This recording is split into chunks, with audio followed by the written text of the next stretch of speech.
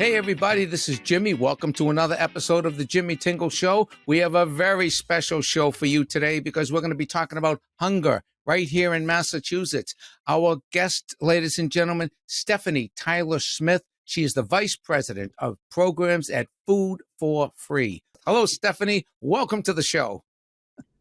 Hi, Jimmy. Thank you so much for having me. Of course. It's a pleasure to be here. Thank you so much for joining us today. So, Stephanie, let's just get into it. Tell us, what exactly is Food for Free? So Food for Free is a food redistribution and rescue nonprofit. We work with over 20 different communities in Eastern Massachusetts to provide healthy food to people in need. And is there a lot of need in Massachusetts? People think of Massachusetts, I think, and they don't think, oh, well, they have a real hunger issue. Is there a real hunger issue here in Massachusetts? Yeah, there really is. There was a report done by the Greater Boston Food Bank earlier this year, and 1 in 3 adults in Massachusetts does not have enough to eat. And that's even higher with families or public college students. And those are some of the people that we're working to serve. Wow, that's pretty striking. 1 in 3 adults in Massachusetts. Yeah, I mean, cost of living is really high in this state, and inflation right now is making groceries so expensive that people are just really stretched, and we just haven't fully recovered from the pandemic either. Right. So, And now, how long have you worked with Food for Free? I started here 2 weeks actually before the COVID pandemic hit our world. So I started on February 24th, 2020, and then hit the ground running, to say the least. I guess. So when the pandemic hit, you were at one speed. Okay, so everything's going along, Food for Free. You're delivering food to people. You're getting people in need help and assistance and nutrition. Then the pandemic hits. Yep. Do you guys pause? Do you have to pivot? Or do you accelerate? What happened? We had to have a total pivot to reach people in need at that time, because our work, the way that we serve 20 plus communities in Eastern Massachusetts, is through partnerships, whether that be schools or food pantries or community agencies. And when the pandemic hit, everything shut down. So then all of a sudden we realized we needed to do something to help people, specifically in Cambridge, since we're based in the Cambridge and Somerville area. And so we, within days, created a pop-up emergency food distribution program to deliver groceries to food insecure people in Cambridge that we found out about through the schools or the senior center, other agencies, because they were all shut down. They had no access point. So we launched that emergency distribution program and served 2,000 people, 2,000 households a week at peak during that program. And we did that during the lockdown of the pandemic and haven't slowed down since. I would say that really set us on a new trajectory of growth in our organization. Well, so the need has increased since the pandemic? Places are open now, so that makes our work simpler, but the need hasn't changed. Like the inflation and pantry lines are just through the roof, and the demands that we have from our partner agencies for more food to meet the needs of their constituents is really high. It's just less of the chaos of those first few months of the pandemic and more of a sustained, really depressing, drawn out, great need among our families and individuals these days. So that's kind of a trial by fire for you. You're there 2 weeks and all of a sudden there's a worldwide pandemic and like you got to reorganize the whole organization. Yeah, it was wild. Basically the job that I signed up for didn't exist 2 weeks into it. And it was a new job and a totally new thing. And all of our programs had to really rebuild or totally expand in order to keep up with the needs in our changing pandemic world. So it was pretty wild. Very indicative of industries all over the world that either were able to ramp up and pivot and innovate to meet the changing terrain that we all found ourselves in, or they didn't last. And it's so true. It really speaks to the innovation of your organization and the ability to just keep your footing. Tell me, Tell me, how It, many folks yeah. work at Food for Free? We have just over 30.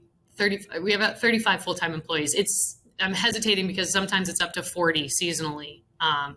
But yeah, and we've over doubled in size in our operating budget and all that since before the pandemic. And we didn't even have a facility before the pandemic where we distributed food out of. And now I'm sitting right here in our 12,000 square foot facility that we're already growing out of. So, but yeah. Wow. And I know that you have a lot of people who are really dedicated in terms of volunteerism. How many volunteers do you have at the organization? We engage about almost 200 volunteers on a weekly basis that come through our doors to help, whether it be like individuals or corporate groups. Last year, we had about 800 volunteers total, unique volunteers who came through our doors. So definitely casting a wide net, and a lot of those are committed regular volunteers, which we appreciate them so much. We wouldn't be able to do what we do without the people putting in that time and labor to just pack grocery items in a box and get it on our truck or in their car for distribution. Right. Stephanie, Yeah. please walk us through, how do you get food? I mean, you're not a farm, you're not growing the food. How do you get food, and where does it ultimately end up? Because I think that's a Yeah, pretty interesting journey. it is, and there's so much about our food system that's fascinating. So, I mean, Food for Free started with the heart of food rescue. So, basically, picking up food at a food source, like a grocery store or another place like that, would otherwise go to waste, and rescuing it. And a lot of times, whether it be from a farmer's market or a grocery store, the items that we are rescuing so that they're not rejected and thrown in the landfill are perfectly good items. And so we started in 1981 with a group of volunteers committed to just rescuing food and getting it to different community service agencies or meal programs who could utilize that food to help people. So that's really our origin. And a lot of our food rescue, a lot of our food source is that food rescue. We have about, I believe it's 1.5 million pounds of food each year is food rescue. And then the rest of that food is acquired through other partnerships that we have. The Greater Boston Food Bank is a huge partner of ours. So we get a lot of food through them and then redistribute it. So that's kind of how we acquire it. We also do purchase some food from other vendors, but the bulk is rescue and acquired through the Greater Boston Food Bank as a key partner. And then to access the people who need food, that's where we utilize this really wide array of partners who we have over, all said and done, over 150 partners across our organization. They are food pantries, they're schools, they're community colleges, they're low-income housing sites that we work with them to figure out what they need in their community, whether it be a pop-up food pantry market at a school, or a grocery box drop that a low-income housing resident coordinator can distribute to their residents, or food rescue given to a food pantry that they put, in their pantry and allow people to come through and get food. So the way that we serve a partner depends on who they are and what we can supply them with. And yes, just to add to that, the community colleges, a lot of our support with them is either sometimes food pickups from the Greater Boston Food Bank or our Heat and Eats program, which is really an awesome pinnacle of food rescue that we then assemble into small ready-to-eat meals, and then distribute those to different partners. It's very impressive. So when you talk, I'm particularly intrigued by the food rescue. So, for example, if Trader Joe's, for example, is going to, there's a shelf life on something May 10th. So they, by law, cannot have it on the shelf after May 10th. Is that right? That's Right. true. And then a lot of vendors even have their own codes where they can't have something on the shelf, even if it's 2 days within Oh, the sell by okay. or like, sell by date. So then there are things that are perfectly Right. good for a few more Right. days. And so that's an example of something that would say, okay, it's 1 day off over expiration, but it's good for another, whatever, 2, 3 weeks or something. And you would get, that's Yes. where you would get the food from places like Trader Joe's or Whole Foods or supermarkets, sometimes restaurants as well. Absolutely, yeah. So a lot of the food rescue that we get from different grocery stores, that's kind of going directly to different pantries to stock their Okay. fridges and shelves and gives people choice. But then we also do a large amount of food rescue from dining halls or hospital Okay. kitchens, places where there's buffet lines, and we'll rescue food in Right. bulk and utilize it for our Heat and Eats program to create grab and go meals. Right. Yeah. And the volunteers that you have are pretty impressive. Sam, my nephew, in spirit of full disclosure, is working at Food for Free, and he's wonderful. He's been there, I think, just about a year now. But Yeah, a year in yeah, January. and Yep. he's in invited my wife and myself. I was not able to come because I was working, but my wife has volunteered on a couple of occasions. She gets a lot out of it because you're helping people. You're helping people who need Exactly. food, and it's like such a basic commodity, the most basic, and it's just astounding that so many people step up and help, but that there is the need that there is, and it's just incredible. I Tell me, know. is there more demand in winter than there is, say, in spring or summer? Yeah, people feel things more in winter. I think there's definitely more of a need. I think sometimes it can be in relation maybe to just anxiety that people feel about the cold winter months or not being able to afford to keep their apartment warm, or it kind of can strain the budget in these other ways. Maybe you have to get winter clothes for your kids and that's really Yeah. tight, and all of a sudden you're like, I don't have enough money for groceries this month. So we do see more of a need. We have a client direct program called our Healthy Eats home delivery program that serves about 375 low income households in Cambridge who can't access a food pantry. They can't get out. So for those people, I mean, we have volunteer drivers who go on a delivery route to drop off boxes to 10 different households of people on this program. And they really feel it in the winter. We feel the need in that program in the winter because people are, if you have a bad hip, you can't go to a food pantry a mile down the street in the winter when it's Hmm. icy and snowy. And so there's a whole, for food insecure people, there's a whole nother barrier just with the seasons. Right. If you don't have access to a car, it's going to be Right. tricky. Yeah. And so, are you primarily based in Greater Boston, or what is your territory? Yeah, we Eastern Massachusetts, Cambridge and Somerville. We are very close in those communities with serving a lot of their low income housing sites or the Cambridge and Somerville public schools. But we do extend across communities in Eastern Massachusetts. So Okay. And how is it working with the Cambridge Somerville community? I would think that, from what I know of them and their level of activism, I think it would be something that they would very much appreciate and support. Is that the case?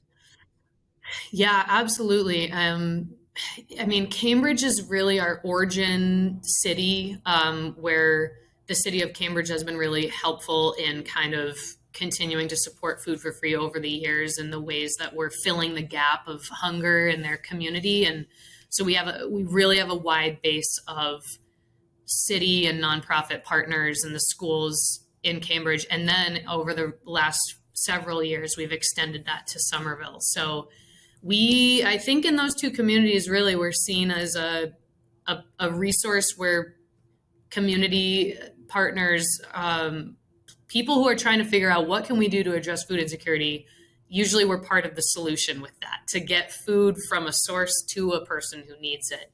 And we're happy to play that role and support that essential piece of the puzzle in the food access Right. space.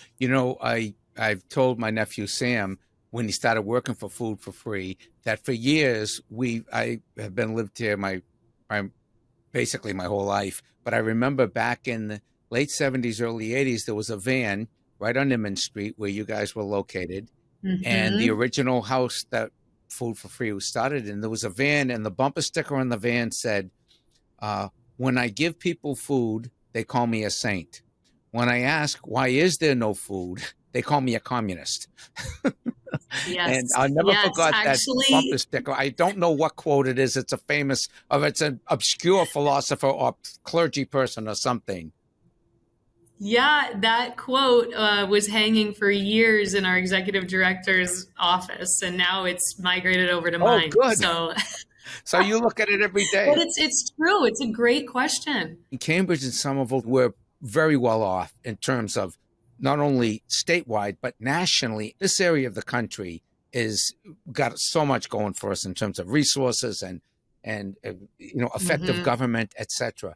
I imagine you start getting out into Western Mass and the less affluent places in the state, and then you start looking at New England and rural poverty. I mean, there's just a tremendous need. Is there any is there any momentum, or is there any, plans to expand to other parts of the state or other states with Food for Free? Right now, I mean, we're really focused on kind of the greater Boston area. I think absolutely there's certain programs or kind of models that could be extended out to Western Mass and different rural communities, like you're talking about, that just are a lot more under Right. resourced. And so we don't have direct plans to right now. I think we are definitely kind of up against so much need just in the Eastern Mhm. Massachusetts area. And I think obviously there's communities like Chelsea and Revere and other places kind of nearby that can have really a great amount of need that we're committed to supporting. And then, I mean, in Cambridge and Somerville, it's interesting that it's true there's so much community support for what Food for Free does, but there's also such a massive income Mm. gap where like the highest high versus the lowest low. So there's yeah, there in the Cambridge public schools and Somerville public schools, the poverty rate is surprisingly high considering how affluent the communities are perceived and are in kind of like a tax Right. level. So we'll do what we can to meet the need right Right. here. But And yeah. hopefully there are organizations in those areas of the state and the country that are stepping up and filling that gap as well. By the way, are you familiar with the weekend backpack program? And are you part of that solution as well? Yeah, we actually started, or Food for Free was part of kind of championing the Cambridge Weekend Backpack Program and the Somerville Weekend Right. Backpack Program. So we provided the staffing support and volunteer Right. support to kind of keep those going for a while before the pandemic. Right. Yeah. Started by Alana Mallon, vice mayor, Yes, Cambridge City Council I person, know. and we were in touch a couple of years ago about possibly doing something with Food for Free. It didn't materialize at the time, although I have done a couple of events where we did the auction. I helped run the auction, and those are always fun. Did a little comedy for them. Yes, thank you for Oh, it was that. a blast. It was so much fun. But I want to say that finally this year, we're very, very proud to have Food for Free as one of our nonprofit partners in the upcoming shows, December 29th, 30th, and January 1st at the First Church in Cambridge. And ladies and gentlemen who are watching this interview, if you would like to come to one of our shows and help Food for Free at the same time, when you buy a ticket, a mere $30, ladies and gentlemen, a mere $30, you on the little what do you call it, required field that says, how did you find out about this event? You just scroll down, you check Food for Free, and Food for Free gets $10 out of that $30, not out of your pocket, out of ours. And we are thrilled and honored to be able to participate with so many wonderful local nonprofits. Among them, of course, is Food for Free. Then you can also make a donation when you check out. You can just add an additional donation. Again, you just scroll down to additional donations. And if you want to throw a few more dollars to Food for Free, they would be greatly appreciative of that, because you rely largely on donations. Is that correct? Yes, Yeah. 100%. Yeah, we need people to donate. This is a time of year where we can really use that support with kind of our annual campaign. So Please donate. Please volunteer. Right. That's the other thing that people can do. They can volunteer. My wife did it. She loved it. It's hard work. You know, you're out there and you're helping but you're feeding people. I mean, is there a more basic need than food? I don't know. No, there's not. And it's good for the soul. We have a great community of volunteers. You're happier when you leave than when you come in, for sure. She comes home it's good for you. floating on a cloud. She says, I have been helping the hungry. Yeah, she's great. And so is Sam, and so are you. And it's excellent to meet all you folks working there. Everybody I've been working with, Eliza and everybody at the organization. It's just really wonderful and very motivated. So it's great. It's a great feeling, and it's perfect for the holidays. Santa Claus would be proud. Yeah. Santa Claus himself would be proud of food for free. So thank you so much for joining us today. Ladies and gentlemen, you can find out more at foodforfree.org, foodforfree.org, and all of this information is in the show notes. Ladies and gentlemen, a round of applause, Stephanie Tyler Smith. Thank you, Stephanie. Thank you so much for having me, Jimmy. It was great. Thank you.